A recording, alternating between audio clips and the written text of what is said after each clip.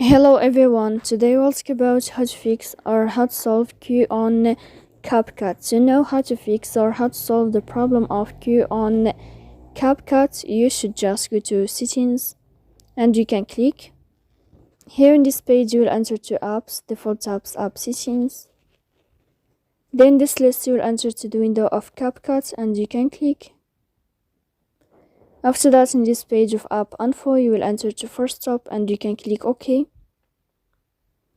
Here we'll enter to the window of storage. Then you can click clear cache. Don't click clear data because that can cause you errors in your app. In the end, you can turn off your phone and you can wait a moment to turn on your phone again. So please don't forget to support us by like and subscribe.